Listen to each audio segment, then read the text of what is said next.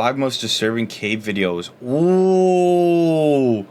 Yo, chat, if you're claustrophobic, oh my god. Yo, cave videos give me, bro. Chat, have you guys been caving? Like, I went through a cave. The claustrophobia, like, I don't have claustrophobia, but it makes you feel claustrophobic. It's weird to say it.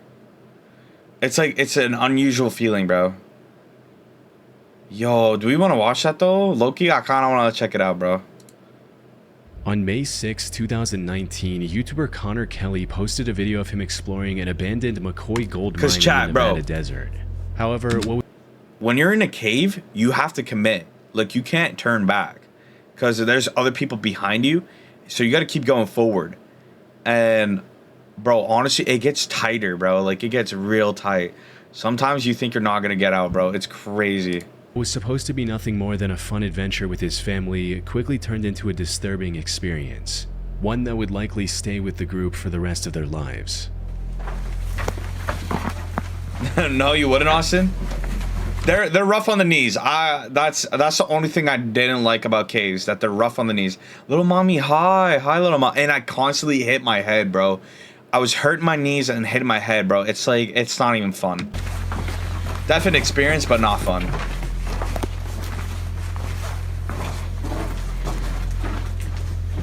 I like the reaction streams, to be honest. Exploration of this. Scylla, drop a sub. We'll do some more. I'm kidding. Any cave I go into has to be like Skyrim dungeon caves. You can. What the fuck? Mine started off quite normal, with the group staying silent to avoid causing an accidental cave-in, as seen by the text they put on screen. However, after about a minute and a half of treading deeper into the mine, Connor noticed something strangely reflective on the path ahead.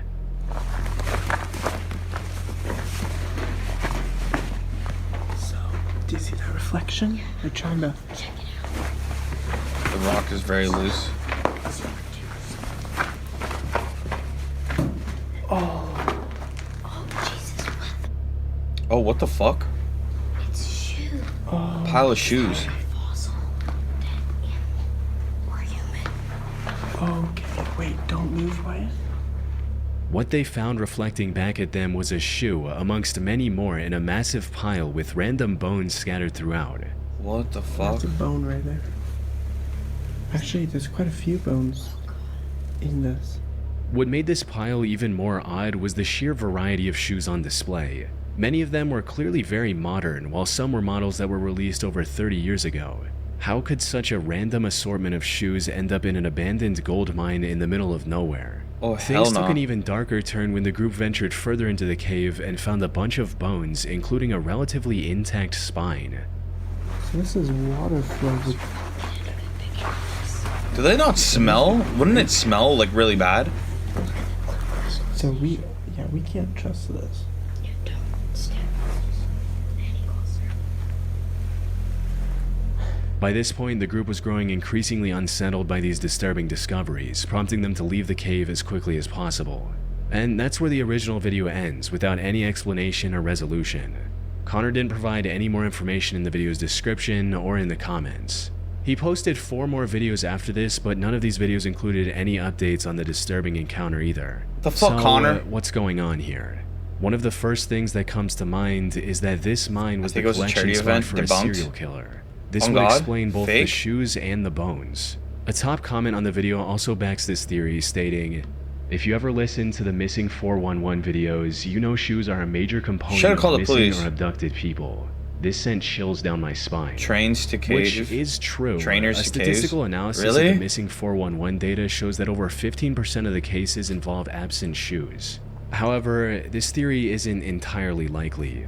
For starters, I couldn't find any news reports regarding this mysterious pile of shoes, which is odd since, judging from the number of shoes, this supposed killer would have had hundreds of... Yeah, I was gonna say, bro, if there's like bones, like human bones, that means the flesh rotted so much that it dissolved away from the bones, but the flesh like would still be like sinked into the ground or whatever, and it would leave a terrible odor, like it would. And the fact that he's not like puking, it's kind of weird. He like, chat, like any dead body, like even like an animal, it's gonna leave a terrible odor. there would be some crusted skin and shit. Yeah, that's true. Yeah, the bones look a little too clean. So that means this guy hasn't been around for a hot minute, but these shoes kind of look like they've been around for 10 years or something. Maybe less. I think if I was on the right level, I'd leave my shoes too. Soothe through. Okay, fair. And you're right, even after years, the cave would still make you gag. The victims. Right? If this pile had such a violent history, it probably wouldn't go unnoticed by the media. More importantly, many people on the internet agree that the bones in the video are not human. Yeah, it doesn't look legit. The video reaches the same conclusion when looking at the bones for the first time. No, it looks like a cow or a horse. Way too big for a human. Put simply, the odds of this being a serial killer trophy cave are very low. But given the animal bones scattered throughout the area, it's possible it was the feeding spot of a predator like a mountain lion. Though, while that might explain the bones, it offers no clues about the pile of shoes. One theory I haven't seen anyone else bring up is that the shoes might have ended up there because of flooding. You see, the McCoy mine where the video was filmed is located in Lander County, and from what I can find, that area is quite prone to flooding.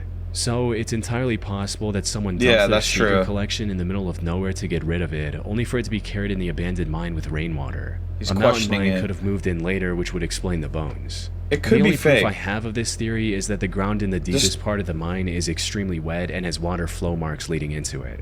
Other than that, it's pure speculation. That said, another potential explanation for both the bones and the shoes is that Connor placed them there himself in hopes of creating a viral video. I think that's what he did. People on the internet have pointed out that the bones in the video are a bit too clean for something left in a muddy cave by a predator. I was literally about to say that. The bones look way too clean. Also claimed that a few of the bones look like they're inorganic fabrications. Another inconsistency in Connor's video is that he and his group keep claiming that all the shoes in the pile are kid-sized. There's no adult shoes in there. No adult shoes. He even mentioned that in the video's title, which reads, "Kids' Shoes and Bones Found in Abandoned Mine." Now, while that makes an already creepy situation even more disturbing, it's simply not true. There are plenty of adult-sized shoes visible in this pile. Unfortunately, I doubt we'll ever know what happened here for sure. It's been 6 years since the video was uploaded, and as I mentioned earlier, Connor has vanished completely from the internet ever since. Yeah, it has to be debunked. No way. No shot that's real. Adventure Twins is a YouTube channel run by brothers James and Edward. The duo has been exploring dangerous and crammed caves since early 2020. Yet, despite their combined experience, one of them almost lost his life back in 2022.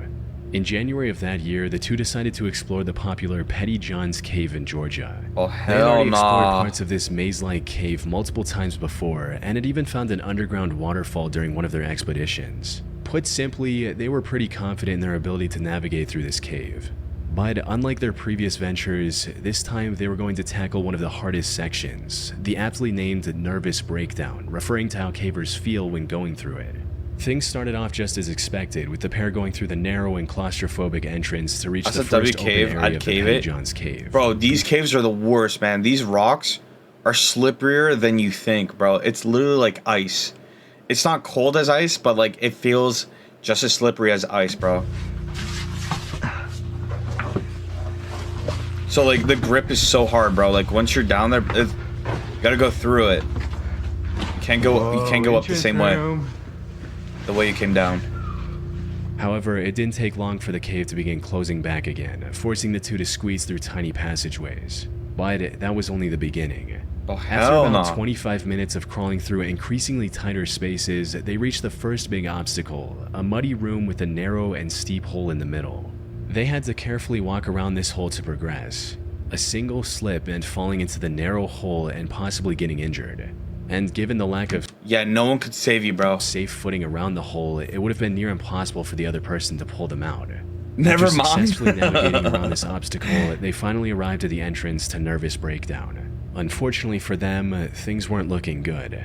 The area surrounding this entrance had collapsed some time ago, making it very difficult to figure out the path ahead. After looking around for a bit, Edward eventually found the real entrance and was excited to go in. He genuinely couldn't wait to find out what was down there and began his descent, leaving his brother behind in case something bad happened. I'm already like bro, like the way the camera's moving, I'm already lost. Like, where the fuck did he came from, and where's his brother? Didn't realize was that this was about to be one of the worst decisions he'd ever make. Because after descending for a few minutes, Edward called for his brother, only to be met with complete silence. I found a rope.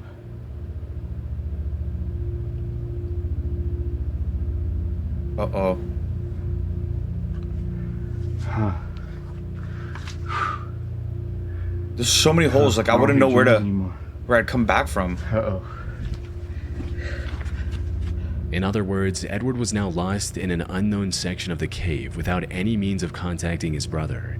At first, he tried to stay calm and continued his descent, hoping to find James before long. However, I've always thought of going deep in these caves,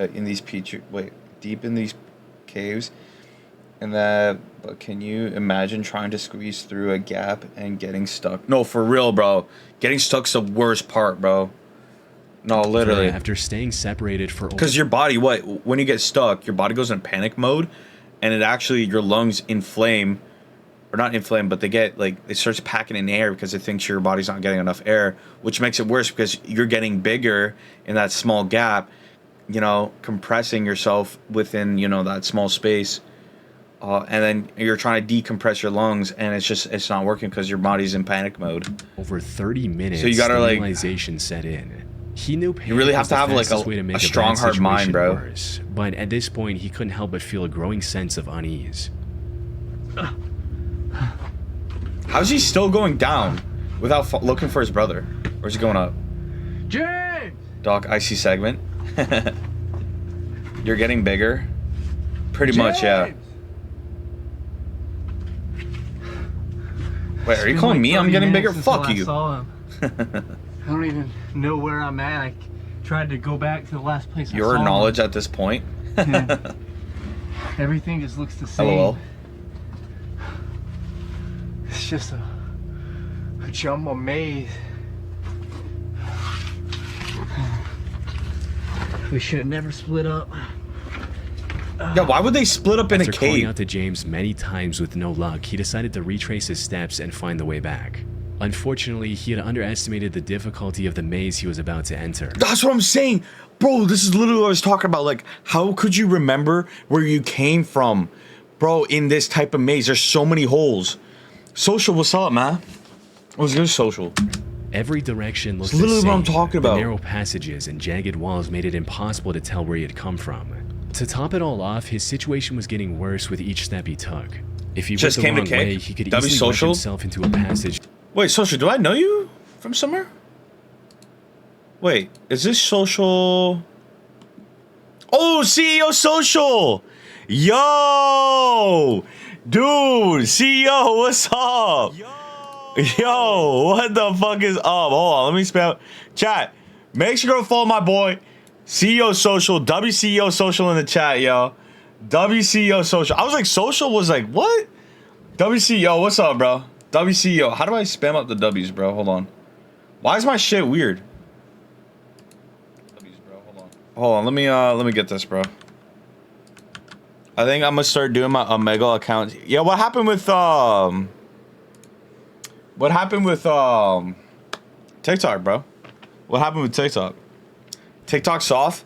Yeah, I know, bro. Literally, I had to get off there because I got like a sailor's mouth. And Loki, I think I got shadow banned. I'm not lying, bro. I had to get off there. But honestly, dude, I'm not gonna lie, for you, Social, it'd be fire. Because they're offering KP and you're already verified. And bro, I've heard some people make shit ton of money off of KP, man. Hey bro, I'm going to LA this June. We should meet up. But I'm glad you're here, bro. I'm glad you're here, man. I stay in Oakland. Wait, what's OKC? Is that Oakland? Is that Oakland? What is Oakland? Oklahoma? Is Oakland even a city? I just took that in. Oklahoma. Oklahoma. Really, bro? I thought you were from like the LA area. I'm not gonna lie, bro. I ain't gonna lie, bro. Oh, Fulham Grave.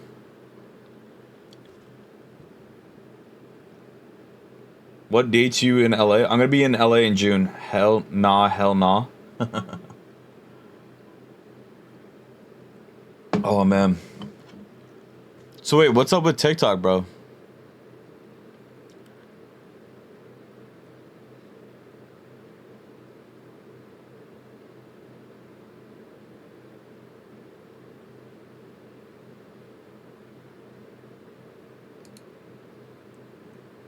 Oakland is in the Bay Area near San Francisco. Oh, I'm gonna get my people from TikTok to come here. Aw, W, bro.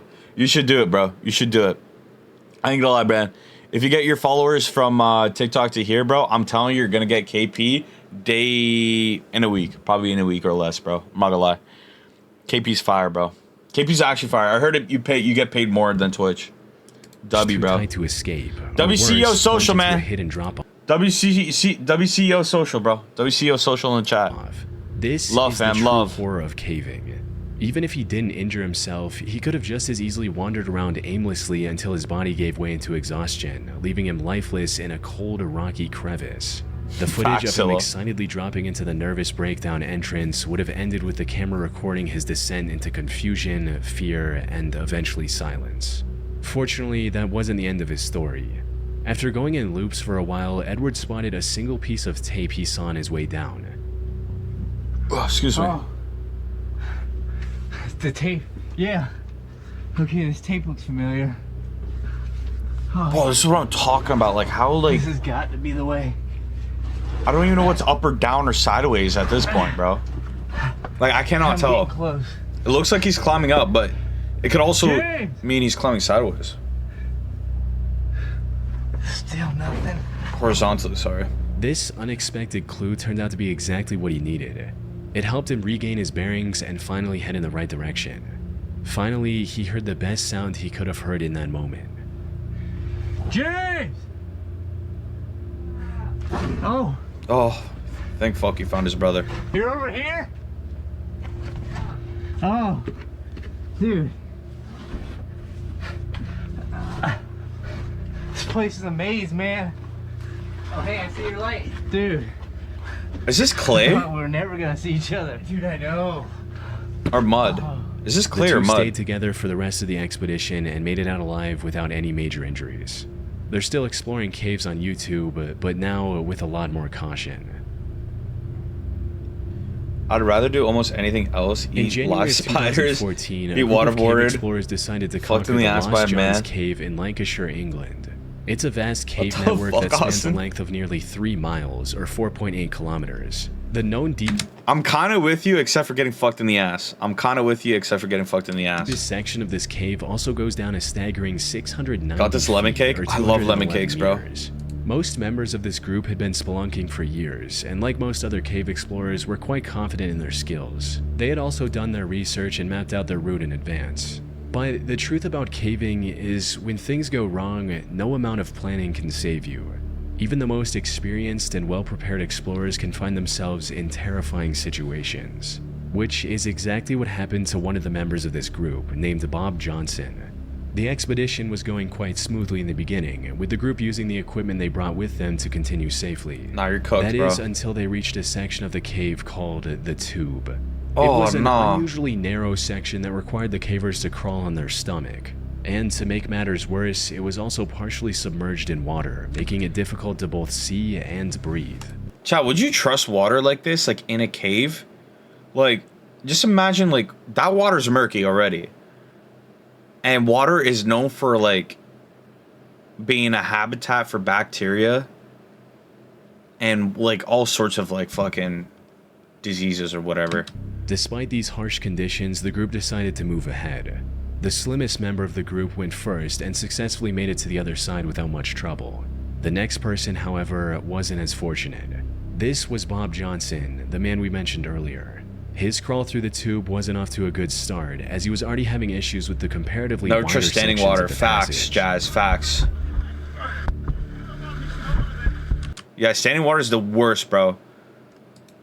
Chad, if you don't know what standing water is, it pretty much is just water that's been, like, in that area for a very long time, where it has been, like, growing bacteria and all this other shit, bro. It's safer than running water.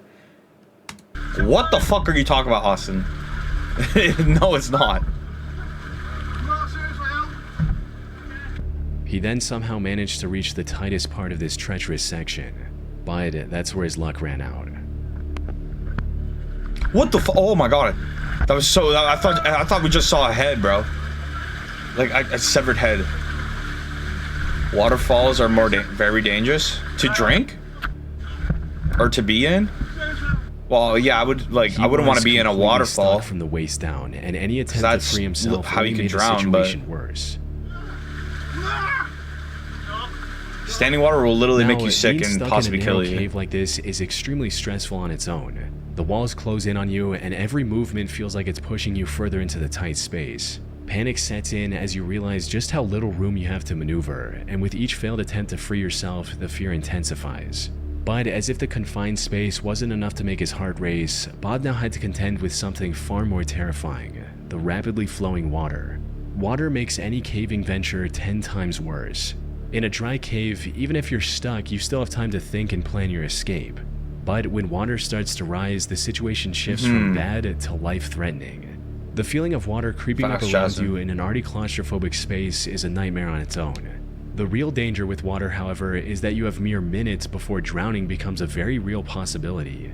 Bob knew this possibility all too well. He gave his all to free himself. Unfortunately, the water was quickly filling up his suit, making it...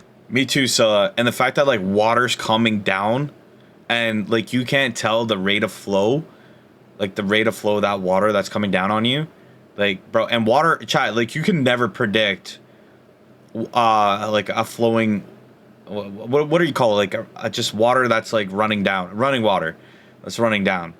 Because they come in waves, right, chat? Like it may look like it's at a certain level of coming down, a certain flow, but chat, at any point in time, it could be like a big flow, bro.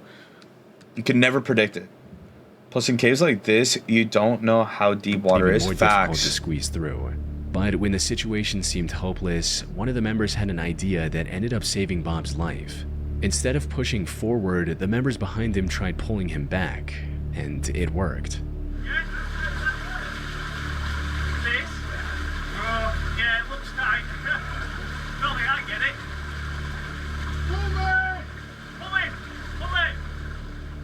Bob was finally free, though his troubles weren't over. He later revealed in a comment that him and the two members who pulled him back had crawled for another 3 hours to get out of the cave from a different exit. What? This incident also left him traumatized to the point where he can't even watch this video without becoming anxious. From what I can find, he scaled back on caving and picked up a much safer hobby in cycling, and now appears to be doing just fine. I love cycling, and like, I've never done it, but I love seeing like people cycle in like these foresty areas.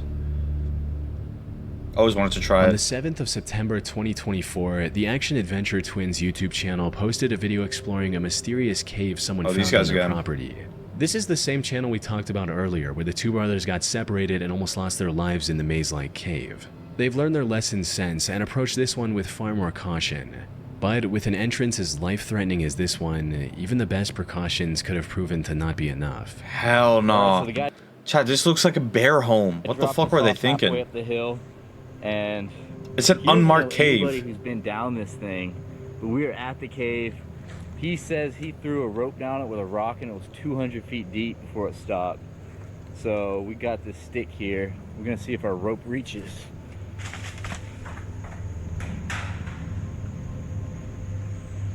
Chad, that's why you gotta be really careful when you're in the forest or just hiking, because a random hole like that could exist. Oh.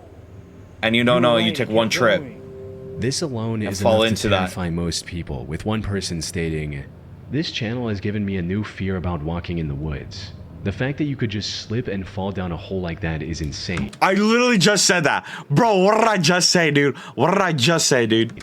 Now anytime I go anywhere, I wonder how many massive voids are right below my feet that I could fall into at any moment.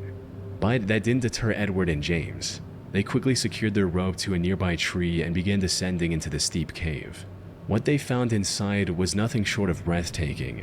That tiny opening gave way to a vast chasm. Oh wow, it looks beautiful. Oh wow.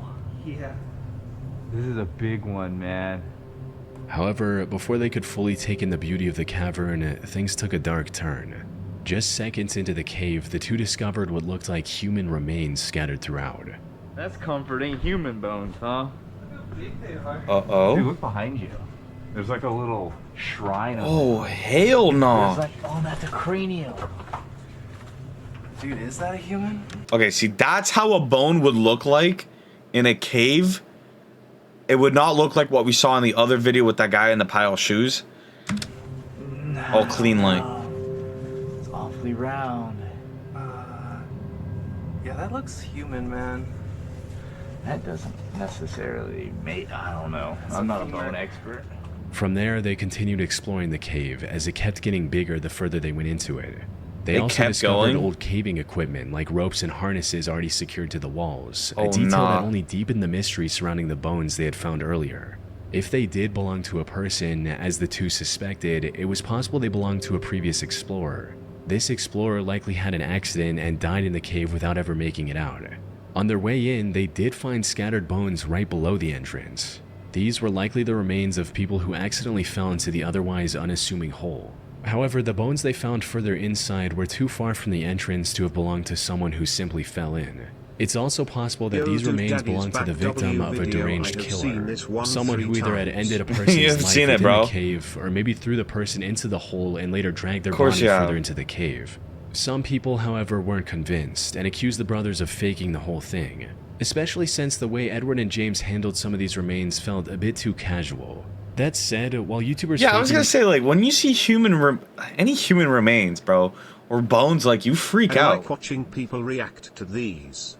It's cooked, bro. Another scary thing about caves, some caves may have very low to no levels of oxygen, and you wouldn't be able to tell. Yes, Jazz. Oh my God, W Jazz, bro. Yeah, dude, that's another thing. That's like Can what I give also. you a recommendation video. Yeah, send it, Big K. Send it. That's like another thing that when we were talking about panic mode, your lungs, like your body thinks you're not getting enough oxygen too, bro. So, like, and when when your lungs are gasping for air, it just like sets your whole like body and shit. Oh, bro, Big K, you missed it. CEO Social was in chat. I'm not even lying. Wait. Chat. Do you guys see something? The next one is fucked. There's something new on Kick. What is this? What the fuck is this?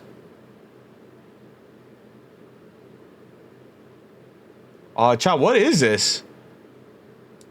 Record? What the fuck?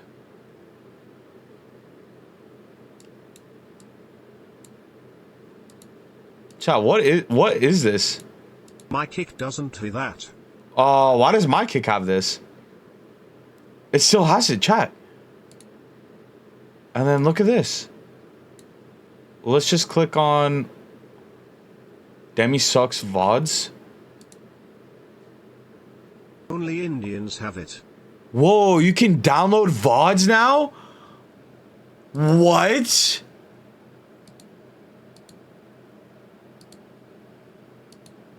Oh, you drag everything. No, this is so cook. I can download anyone's VODs. What the fuck? I can also record. Click to record live stream. What else is new? When did they come out with this update? The new update's here, chat. What the fuck? Chat, refresh your Kick. Yeah, CEO Social was in my shit. What the fuck? Chat, it looks so different. Hold on. Look at the side menu too. It looks so different. Like, that's actually huge for clippers and content creators. Bro, literally. Like, I know I had to give Nero access to my Kickbot so he could download the VODs. Refreshed still don't have it. Are you on phone or PC? I think it's different for PC. I think it's different for PC. Omegle? Maybe. These finds to get a viral video isn't uncommon. PC This one turned idiots. out to be true. Huh. The video received several didn't know you were on comments PC, from my bad. experts confirming that these remains were indeed real and human, with one such person writing, Why would I "My watch girlfriend you and on I my are phone? watching from Don't you Canada. usually watch We're me on both your phone?" paramedics. Definitely a human femur and a human cranium. But this raised an even bigger question. When did the owner of these bones pass away? If they disappeared into the cave in the Fuck last no. few Fuck no. decades, Shit, this my bad, discovery bro. could end up cracking an unsolved case. I ended up contacting the Action Adventure twins you to see what think they I had can to type say so or if they had fast? made any Fair police enough. reports afterwards. We ended up contacting the authorities How about do I the check bones. if my PC is They were Android or determined to be iPhone? human and were apparently a Native American Austin, that shut either the fuck slipped and up, bro. fell into the pit cave or was thrown in there after death and are 2,000 years old. While this did rule out the Click Control, possibility Alt, that these Delete. bones belonged to someone more recent, the despair of whoever ended up in that cave alone 2,000 years ago is just as impossible to ignore. They likely fell How into do the you check cave, if I see somehow it's male or survived the female? fall, and You're ended so up starving funny. to death while looking for a way out. Y'all are so funny. On October 28th, I'm surprised like no business investor came to that cave, like saw this video, and was like, "Yo, it's a what do you call it? A valley? Not a valley. What do you call it? Like when you see that a ravine? No, it's not called a ravine. When you see a big like space in a cave." Thanks, dude. I am an inspired comedian. Yeah, funny, Big Cat. You're funny, bro. This one is fucked up. Told you next one was fucked. Bet a chasm? Is it called a chasm? Because like I feel like there'd be like nice, good minerals. Like miners would love to go in an area like that where it's like a big hole, because you just know there's gonna be something there. 2004, But I could be wrong. 50-year-old Australian An airline ass? What pilot the and fuck? scuba diver David John Shaw broke the world record for the deepest successful dive in history. You know what I meant, He bro. achieved this by reaching Austin, a don't be depth weird. of 270 meters in Bushman's Hole, one of the deepest freshwater caves in the world. The sole purpose of this dive was to break the record. However, when he reached the bottom, he found something that stopped him in his tracks. He found the body of Dion Dreyer, a 20-year-old scuba diver who died in that cave 10 years ago. No. Since humans start sinking after a certain depth, Dion's body never floated back to the surface. Given the extreme difficulty and danger of diving this deep, any plans to retrieve his body were also cancelled at the time of his death. However, a plaque in his name was installed near the diving point of Bushman's Hole, which is how Dave knew what he was looking at. After staring at the body in shock for a few seconds, Dave immediately got closer and tried to retrieve Dion. Unfortunately, after a decade in the water, his tanks were firmly stuck in the mud. More importantly, Dave had already spent too much time at that depth. Staying any longer would have been fatal. So he decided to tie a line to Dion's body and return to the surface with the newfound information.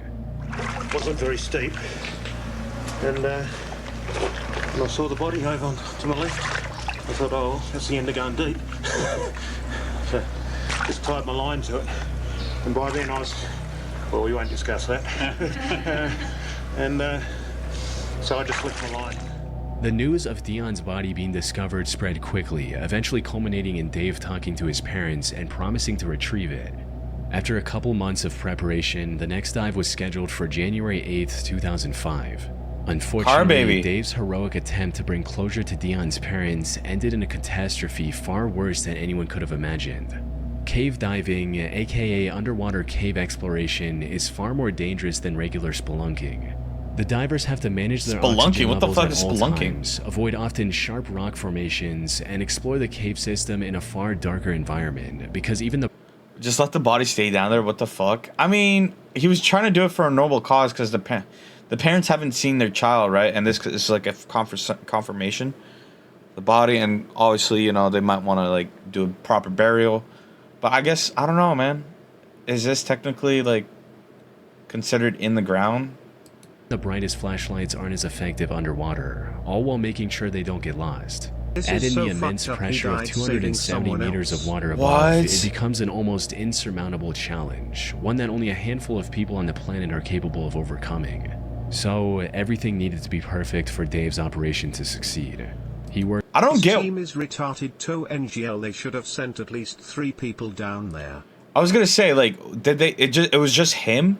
Also, why didn't they send like a drone? There One of was those. only one person down there who tried to get the rope off him. Why didn't they send one of those submarine drones down there? Like, I know they had that at this time. They definitely had one of those. No, it was him and another guy. Just him and another guy under Earth. They did. Oh, I remember this vid. He gets confused and panics and dies, right? Oh shit, that's how he died. He got, what's it called? Divers. It's called divers something. What's it called when you like diver sickness? Is it diver sickness? Thanks for. Wait, who just subscribed? Yo, Scylla with the 2 gifted. W Scylla. He doesn't get confused, he starts losing oxygen and W then your Scylla. brain gets fuzzy, basically passes out. W Scylla. Diver spread asses. What the fuck, bro? He doesn't get confused. He starts losing oxygen and then your brain gets fuzzy basically and passes out. Loss of oxygen? No. Worked with police divers, the defense force, and the... Wait, they didn't have an oxygen line for him? Out of everything. What the fuck? Because remember when he first went down there, he said he ran out of oxygen, so he had to go up quickly. Would he not think of like getting a, like convincing the task force to get an oxygen line? Or am I like I don't want to sound like I'm inexperienced, but like I feel like that could have been possible, no? The bends in pressure sickness thing. He was so deep down and the tank got stuck. Oh. Medics to ensure everything went smoothly. It's diver sickness. Thank you, Scylla. According to the plan, Dave would use the line he tied earlier to reach Dion's body. After cutting it loose and putting it in a special body bag, he would begin his descent. This descent would have taken around 12 hours to avoid decompression sickness. So instead of holding on to Dion's body the entire time, I don't blame the guy at all. To his Bro, when you're down in that much pressure, chat, it is like not good for your body. Like it really fucks you up. That's why, chat, they say like divers have like kind of a short career lifespan, because if they spend any longer there's a certain amount of years you can dive for, and a certain amount of times actually where your body can't take the pressure anymore, because it's a lot of work on your body. L divers, bro. So where did the Icy Big come from in your name? You're welcome, Icy. Icy's actually a nickname for my real name. My mom actually calls me Icy. So that's where it came from. Longtime friend Don. But she says it in a different way. 20 meters. But it sounds Don would then hand it over similar to to support Icy. divers located at various depths and keep checking on Dave for any issues. Sadly, this is Don't not dox how it yourself, went. LOL. An hour and a half after the dive began, the surface crew received an ominous message from the support divers, claiming that they hadn't seen any activity from Dave or Don. Shortly after, another message reached the surface. This one was from Don, stating that he's seeing Dave in the distance, and he's not moving. Don's dead. Mom's okay. Dave's not coming over. While this message was making its way to the surface, Don tried to reach Dave himself. He exceeded his target depth, which resulted in his rebreather controller imploding. This also led to him suffering from oxygen poisoning and vomiting while 220 meters under the water. Oxygen poisoning? Bro, this is what I'm talking about, chat. This is what I'm talking about, bro. Diving is like so fucked up, bro. This guy had oxygen poisoning. Fortunately, he managed to keep hold of the line and was eventually pulled out of the water still breathing. Dave, however, didn't make it. But when rescue teams pulled out his body, they made a shocking discovery. Awesome, what the fuck? L-Mans, Dion's bro. body was attached to the recovery line as well. Awesome, that's Following cooked, the bro. recovery, Not W investigators death. looked at the footage captured by Gotta the delete that one, waterproof bro. That's camera cooked, bro. mounted on Dave's head. This is what they saw. Though I should mention, I couldn't find the raw footage from that camera. The only clip of it online is narrated by Don himself, Dave's best friend, who oxygen's just cooked, talked bro. about who almost died trying to Trying to say save the his most life. canceled shit. The footage shows Dave moving alongside the line to find Dion's body. I'm so and then stoned I trying to laugh, put but it in it's the bad. bag. Scylla, Unfortunately, bro. this is where the plan started falling apart. Dion's body was unexpectedly loose from the mud and was moving around uncontrollably. Dave tried to complete his mission despite this, only to end up getting tangled in the line. This line is just getting everywhere because this body is floating. It's not stuck. Everything's moving. Right, light gets caught on the line there. Move it out of the way. Still got a nice bright light. All this effort caused him to neglect his gauges, resulting in Dave feeling the effects of nitrogen narcosis, which include poor judgment, trouble concentrating, and reduced muscle and nerve function. Put simply, he lost everything he needed to survive at that depth. He tried to cut the tangled line, but the lack of coordination made it near impossible. As he was struggling to stay conscious, he was the filming last this thing he too. saw was the terrifying view of Dion's lifeless face mask staring back at him. Shortly after You'll send this, my video Dave passed away. recommendation after The this. only silver lining was that the tangled line kept Dion's body close to Dave, allowing him to successfully complete his mission by recovering the body, only at the cost of his own life. Oh no. Oh, that's sad, bro. So at least he got the Post body one back. of these reactions on your YouTube to see how it does. Bet. Bro, that was cooked. I'm not even gonna lie, bro. At least he got the body back, but that's so cooked. That's so cooked. Dude, what the fuck, man? Yeah, chat, you could never catch me diving, bro. You that one was fuck. Yeah, that one was just cooked, bro. I'm not gonna lie. The fact that it was recorded, the internet's darkest videos. Nick Crowley's last video, it's fire. Nick Crowley's last video.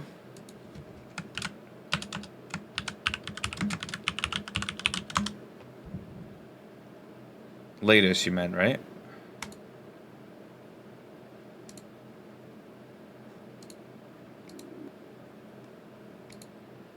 I'm assuming it's this one. Mysteries of the Internet.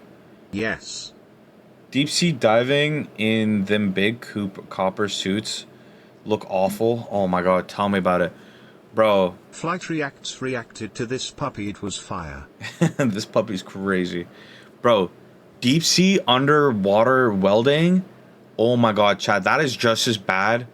Oh my god. Chad, there's some serious horror stories I've heard about that. I don't know where I heard it from. I don't know if it was from a friend. No, I think I saw it on a video.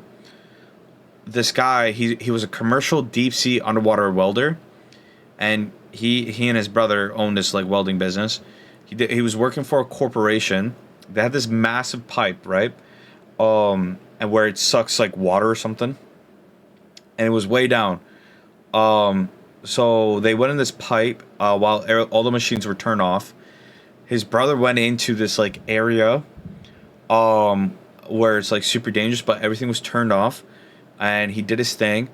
And then I don't know where the miscommunication happened, but the people that were running these like big rigs turned on the machine.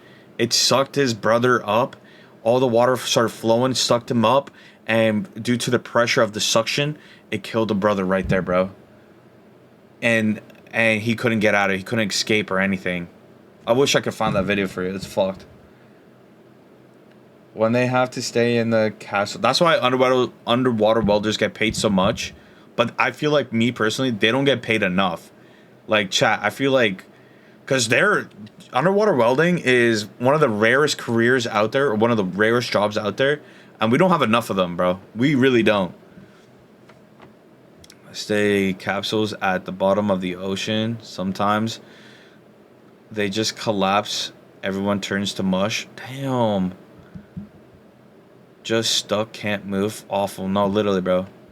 They call stuck in the pipe except for one guy, and the company let everyone else die. Wait, what? The fuck, Austin? Wait, what? Oh, nah, bro. What are you saying, bro?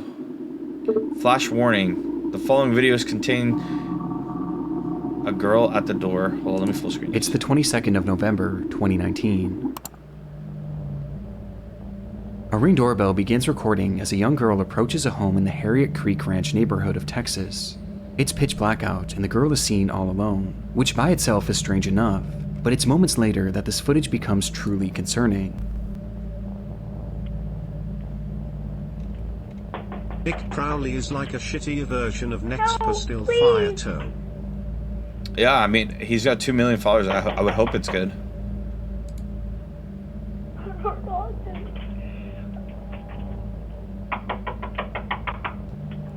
Please help! What the fuck? This is so cooked. She was begging for help, pounding her hand against the door, all the while continuously turning her head around, as if she was expecting someone to come up behind her. The footage then comes to an abrupt end, only to start again seconds later. But this entire time, no one answers that door. You're telling me the no wait one was answered? just too unbearable for the child, as she then took off.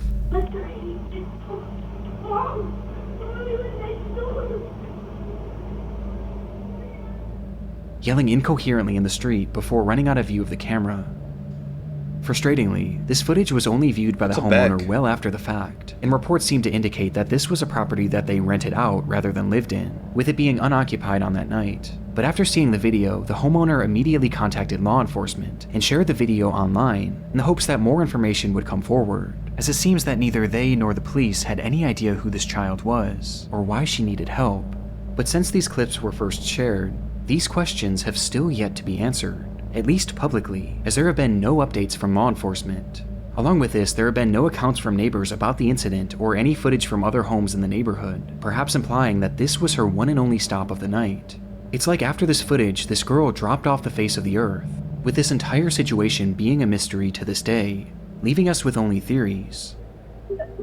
The first and most popular theory is that this girl was an escaped victim of kidnapping, or perhaps an abusive household, and had run to the closest home to ask for help.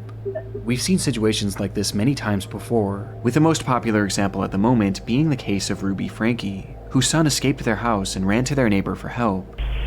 Wondering if you could do 2 favors, taking me to the nearest police station.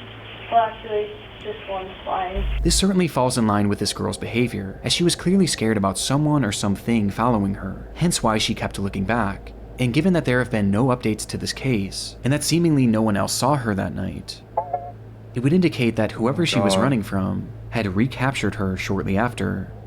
And what makes this theory even more horrifying is that many online users believe that this girl isn't the only person shown in this footage.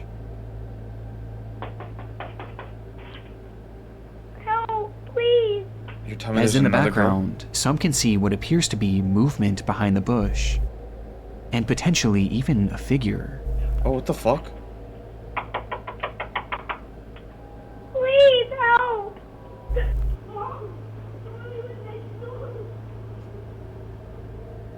And this just so happens to be the direction that this girl is looking in every time she turns back, almost like she knew someone was hiding there. Which brings us to our second theory, that this entire thing was a setup. That's what I think it might have been. The belief here is that this girl was coerced into going up to a stranger's home to beg for help, so that when this unsuspecting homeowner would open their door, those people who made the girl do this would then rush into the home and rob the person. This could explain why she was looking at that bush so frequently, as that's where this person or these persons would have been hiding, and she was looking to them for guidance, perhaps unprepared for the homeowner not to open their door. Both of these theories are disturbing in their own right, and both clearly indicate that this girl is in need of help, regardless of what the situation is. But still, there's been no confirmation as to what ever happened to this child, even despite the public interest. One of the biggest talking points online came from some theorizing that this girl might be Serenity Denard, a then 9-year-old girl who had gone missing in February of 2019 from a children's facility in South Dakota, does it look like her? who looked eerily similar to the child shown in this video. But in my research, I was able to find a Facebook post from one of Serenity's mothers, who shared that they were in fact aware of the video, and that they had actually contacted law enforcement about it. And in her post, she claims that investigators told her that the girl had been identified at some point, and that she had lived in that neighborhood, with there being no further elaboration as to why she was asking for help. Like her, but chick on the right is a little This is quite literally one of the only updates I was able to find, but unfortunately it was one that I wasn't able to confirm, and it also fails to explain what exactly happened to this girl, leaving this footage and this entire scenario as one of the many mysteries of the internet. It's not her. How do you know, J-Cakes? Mysteries of the Internet, Volume 1. Throughout my time here on YouTube, I've stumbled across some of the most frightening things on the internet, but one of the discoveries that scared me the most was my own personal information, just out there in the open on random things like my phone number available for anyone to see. But let me ad.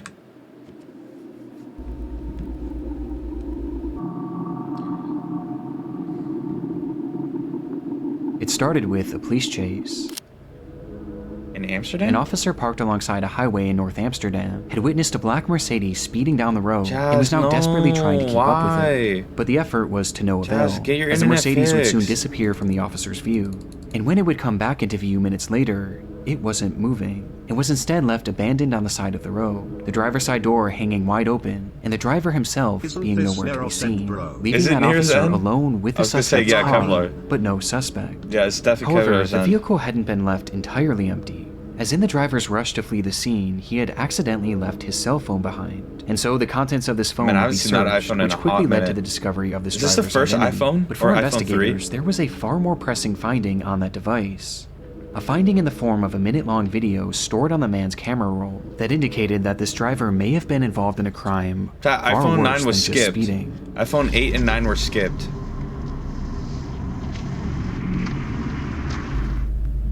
The The footage was taken inside a different vehicle and showed an unseen driver holding up his cell phone alongside another man in the passenger seat. The camera was focused on a car in front of them, with both men seeming intent on catching up with it. As in the moments before this recording started, something had happened between them, which the men inside this car felt they had to get revenge for. Scylla 2025, if you give up. Oh, you gave yourself a quote. I was like, wait, what? They referred to this unseen incident as an act of brutality by a group of men in this other vehicle, and by the looks of it, it's likely that this car had simply cut them off, as there was a freshly closed lane in the stretch of road at the time, which created an unexpected merge. And this is most likely what this group inside this separate car thought too, as they were showing no signs of road rage, and were instead just casually driving with the flow of traffic. However, it's clear that the men behind the camera felt differently, as in their minds, what this other driver had done to them was so awful that it was worthy of only one punishment: death. What?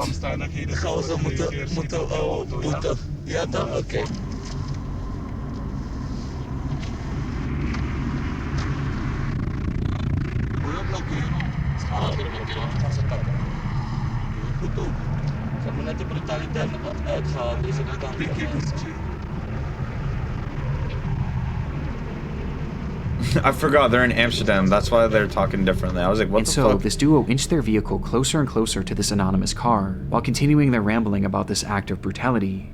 And when they finally positioned themselves next to the vehicle... What? The man in the passenger seat brandished a pistol and pointed it directly at the driver of this vehicle. The footage from here is incredibly shaky, and the window had been rolled down, causing the audio to peak and become distorted and indecipherable. Is this the Moroccan gangs? Because of this, it's hard to say for sure what happens next, but it appears that the man holding the gun attempts to fire the weapon before pulling it back into the car, cocking the revolver once more, and firing again.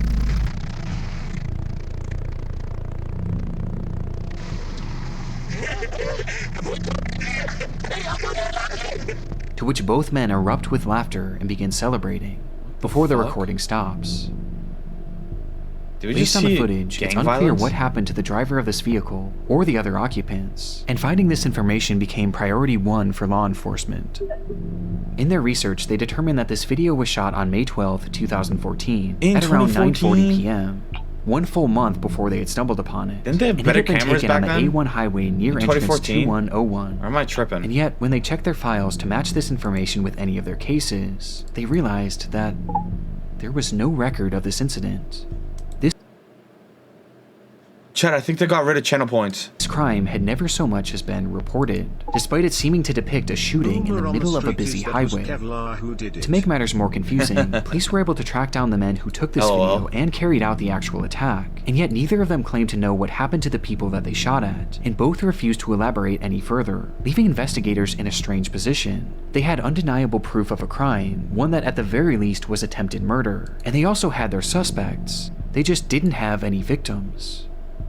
And so they studied the footage even more, which is when they made a disturbing revelation about these victims. I my channel points. Throughout the video, the perpetrators refer to the people within this car as a group of men. And while the footage we have today has the occupants' faces blurred, they were able to conclude that the driver was in fact a man.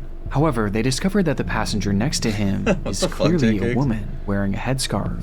And most shocking of all, in the back seat was what appeared to be a child.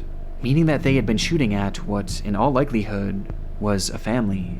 Man, fuck these gangs, bro. Police all they do is released just ruin everything, bro. Later that year under the name Amsterdam Sheet Incident Ringweg A10, or Amsterdam Shooting Incident on Ring Road A10, where they revealed this footage but disguised the voices and faces of the perpetrators for unknown reasons. And in releasing this, they asked the public to come forward with any information that could help identify this family. They asked for witnesses on the scene, you're weird, car bro. repair shops that may have fixed the car with bullet holes, any hospitals that had shooting victims on or around that day, and most importantly, they asked for the family inside this car to come forward, as without their testimony, convicting these men was nearly impossible, as it wasn't fully clear what crime they'd even committed. That was 11 years ago, and to this day, no one has come forward, leaving us with only theories. The first theory is that the people shot at in this footage may have been undocumented immigrants, or perhaps one of them had a warrant out for their arrest, meaning that if they were to report this crime, or if they were to have gone to the hospital with a bullet wound, then police would have certainly got involved, and in turn they would have gotten in trouble as well, essentially forcing them to stay quiet as saying anything would put their freedom in jeopardy.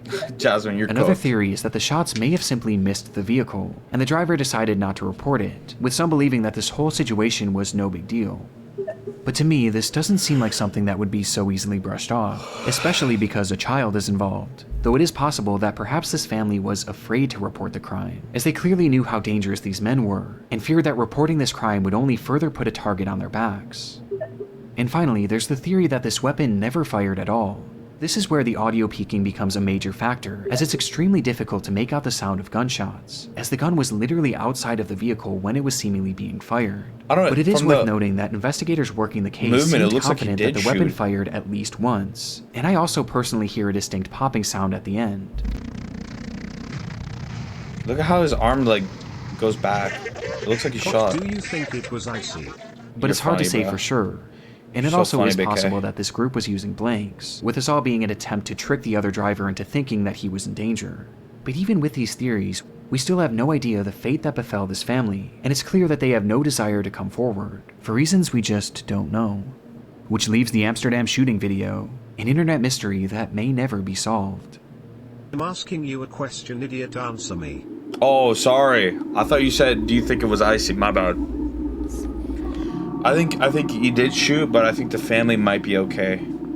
Urgent, I need help, please. I hope they are, at least. BSAS, West Zone, Castelar, San Juan neighborhood. Her name is Emma Rosario Culk, who's been missing since Friday, June 12th. If you saw her, please call. Any information will be appreciated.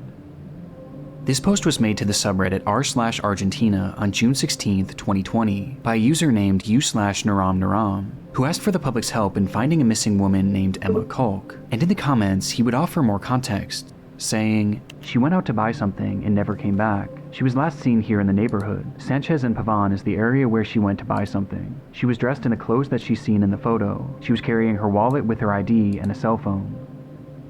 Quickly, the post was inundated with concerned citizens wanting to help in the matter, with the gravity of the situation being made even greater, as earlier that day, Naram had made a similar post, which revealed that Emma Culk was actually his mother. This revelation only made the post more important, as people left comments offering support and encouragement, with many even providing advice on how he could potentially track her down, to which Naram seemed genuinely grateful. Across the entire internet, this seems to be the first post ever made on Emma's disappearance, but it would be far from the last, as people spread this information far and wide almost immediately after Naram's post, which was also followed by several local news reports, which proved that Emma was in fact a real person and was in fact missing, with these articles mentioning something that her son had not, that she was feared to have been taken. The only thing we know for sure is that she went into her house, left her bike, and for some reason went out but did not come back in. Apparently, she did not leave on purpose, and that is what worries us the most. Things were clearly very concerning, and the tension of the situation only increased as a day passed, and then too, with Naram vowing to keep everyone updated on the status of the search. And sure enough, right after this update, Naram's missing mother would finally be found. No. The worst news, Emma Rosario Culk was murdered. She had been missing since June 12th. Her son killed her with stab wounds and then buried her in the backyard of his house. He was arrested. Rest in peace, Emma. Emma Culk had been found dead, murdered and buried in her own backyard, with the perpetrator allegedly being her own son, Daniel Culk, who had confessed to stabbing her once in the chest and then twice in the head before burying her body in the backyard, with a motive Victoria, never we're being watching given. some horror reacts. It's cooked. The ending to Not Emma's even lying, search was Victoria. disturbing, but perhaps the It's most shocking cooked. part was the revelation that she was killed by her own son, 20-year-old I Daniel might need Culk, to call you for comfort. which immediately called into question Naram's Reddit post, as he had claimed to be Emma's son, leading many to wonder, was Naram the killer? And so, desperate for clarification, someone commented, "By any chance, are you 20 years old?" To which What the Naram fuck actually is that responded, emote? writing simply, That's a W mode. 25, before eventually leaving the following explanation. Elson Apparently, for real, it was bro. my brother. That's what the police said when they declared the crime. This would mean that when Naram had been making these pleas to find his mother, in reality, not only was she already dead, but she had been killed by his own brother and buried in their backyard. It's one of the most chilling things I've ever come across on Reddit, but the intrigue of this case doesn't exactly end here, as there was something about Naram's story that wasn't quite adding up. I see Just you, days before the Victoria. disappearance of his mother, he had left a comment on an unrelated post saying, "When I was 8 years old, I wanted to ride a bicycle without Victoria, I just wanna hands, smell according you. to me because it was easy. I was on the street, dirt, and I let go of the handlebars, and here I am at 19 years old, with the handlebars marked on my abdomen." In his own words, Naram wasn't 25, but instead 19 years old, and potentially 20 years old by the time his mother was found, which put him at the exact age range as Daniel Kolk. This prompted a wave of speculation and confusion and spawned the enduring mystery: who exactly is Naram? While making things even stranger, digging deeper into his posting history, you can find another comment where he claims to have been working the same job for 6 years, which seemed to contradict the idea of him being 20, thus prompting even more confusion, which eventually caught Naram's attention, who responded by stating, "I didn't write that. It must have been my brother. I don't use this social network. I only used it twice for a work issue and now because my mother disappeared. This account is not mine." This recounting of events made Naram's initial story even more twisted, as if this was true, then not only was it his own brother that killed the mother he was looking for, but he was literally using that same brother's account. And again, this gets stranger. Around the same time, Naram would thank the internet for its help on the case, and then proceed to swiftly disappear, leaving the account untouched for over 2 years.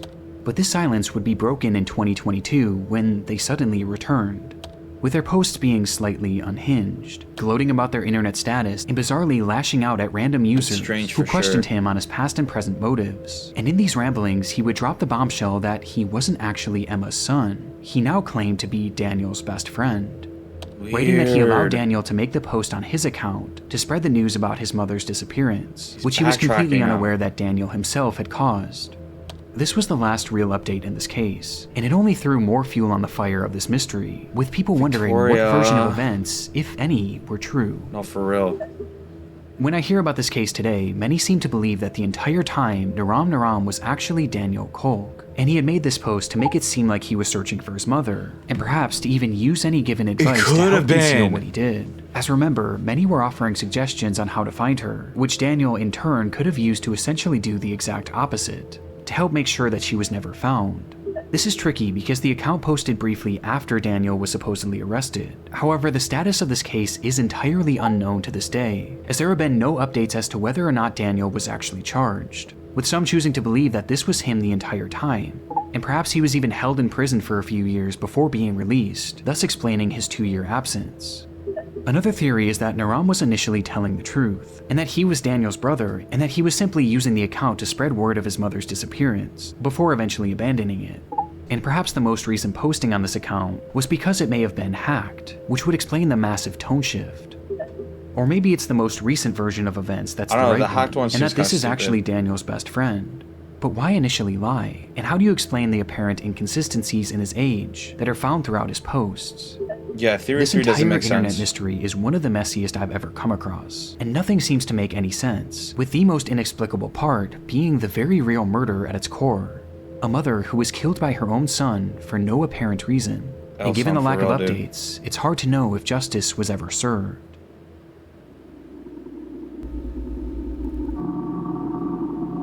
Angeline's Pete's final. It took several months for Angeline Pete's family to report her as missing. She had a long history of leaving home for extended periods of time, running off to join the circus and hitchhiking rides all across the Vancouver area, before eventually returning home to her normal life. But this it's time in Vancouver, Canada, chat. It's in Vancouver, Canada. Chat, if you... Okay, there's something y'all gotta know about Vancouver, bro. Vancouver is so fucking cooked with, like, drugs, gangs, and Vancouver apparently has the most serial killers out there, bro. Is Cake down? That's your backyard? It's not my backyard, bro. Or not serial killers. That has the most... I think serial killers, is it the most serial killers? It has something to do with psychopaths. It has the most psychopaths in all of Canada. Left. No, it's not. It has the most psychopaths or something. There's a lot of there's a high population of psychopaths in Vancouver. The friends or family had heard from her since May of 2011. Vancouver would be a good weekend. The end of summer. LOL. This was especially odd considering that Angeline was known to be constantly texting, as well as updating her Facebook profile, with that profile now sitting completely dormant. But within that page filled with your typical selfies and normal life updates, there was one post that stood out. No, I'm from Ontario, guys. I'm from Toronto. What the fuck? This photo was posted without context on May 20th, 2011, a day that just so happened to be the very last time that the vast majority of Angeline's friends and family members had heard from her. And when looking into the context of this image, her disappearance only becomes more concerning.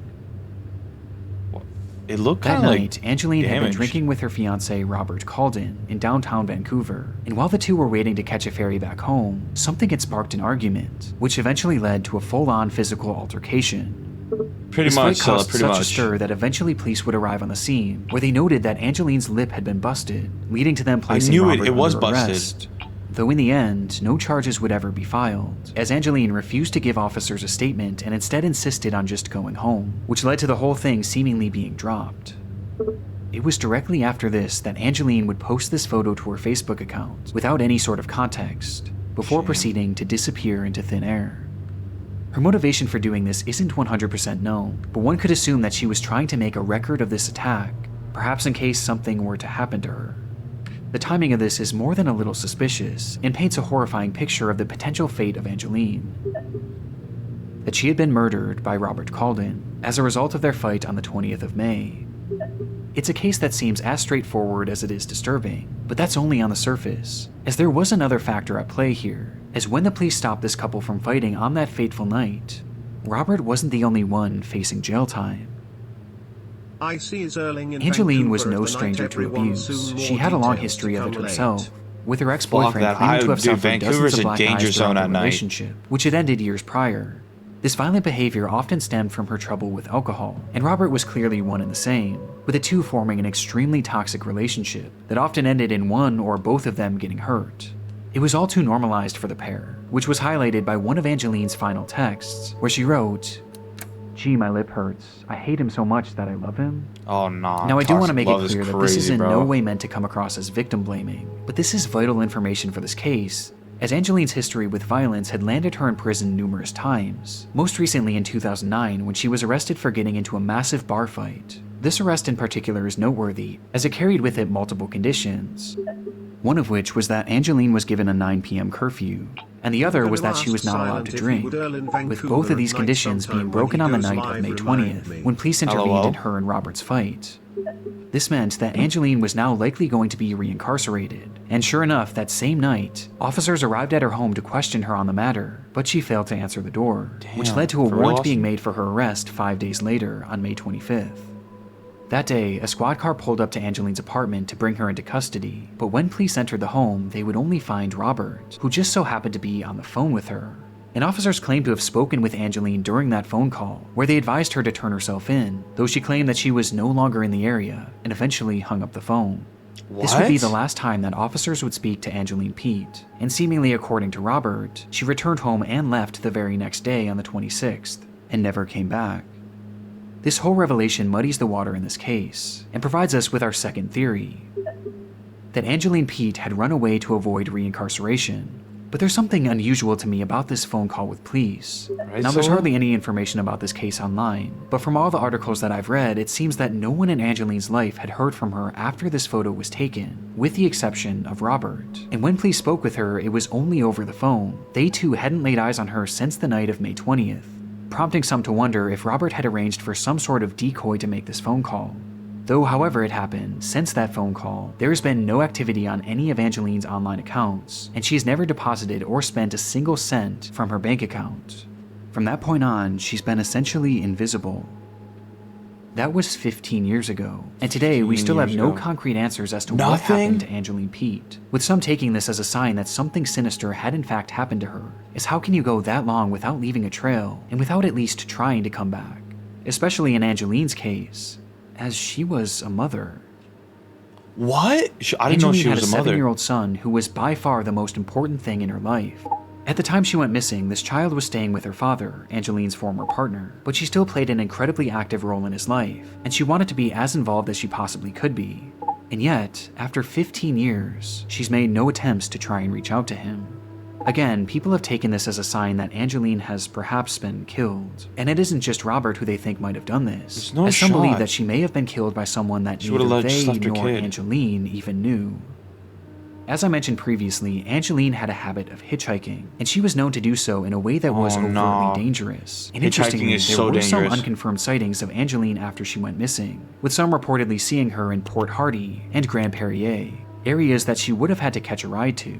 Now again, these are totally unconfirmed sightings, but what's so chilling about this is that if she had been hitchhiking through those areas, then she likely would have found herself doing so along Highway 16, which is now known as the Highway of Tears.